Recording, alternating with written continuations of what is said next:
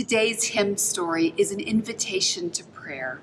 We believe prayer is important and valuable here at Trinity Heights, and we invite you to spend a little more time in prayer this week. Our hymn was written in 1916 by the famed hymn writer Charles Tindley.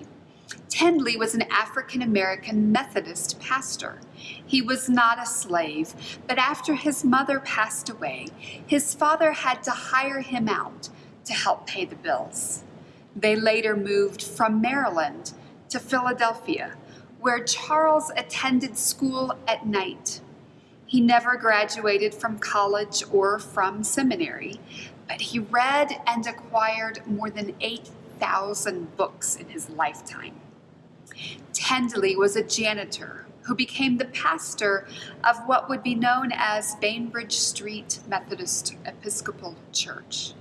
During his tenure, the church moved to a different location with a different name, and it grew to over 10,000 members.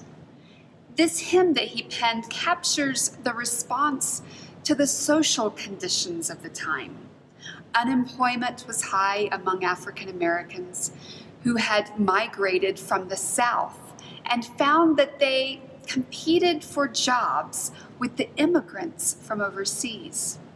Long hours, child labor, poor working conditions, all were common in jobs.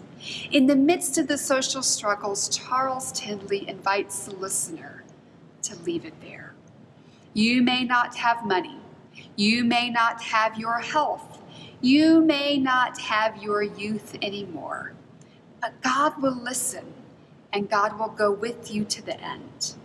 Today, this continues to be true. We can go to God and give God our burdens. The Lord will surely bring us out when we trust. Not easy, but our scripture reminds us that God feeds the sparrows of the fields and knows what we need.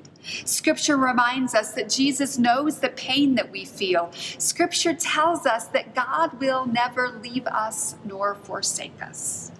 So today, whatever it is that plagues you, I invite you to take it to the Lord and leave it there. Whatever burden you have, take it to the Lord and leave it there. Whatever you face in your todays, take it to the Lord and leave it there. It's easier to say than do, but see if you can trust God a little more today than you did yesterday. See you soon.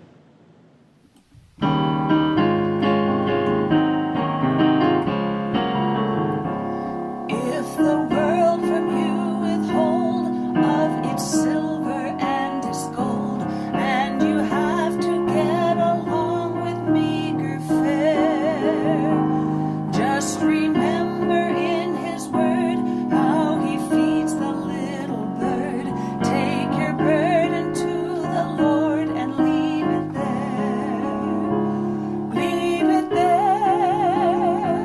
Leave it there.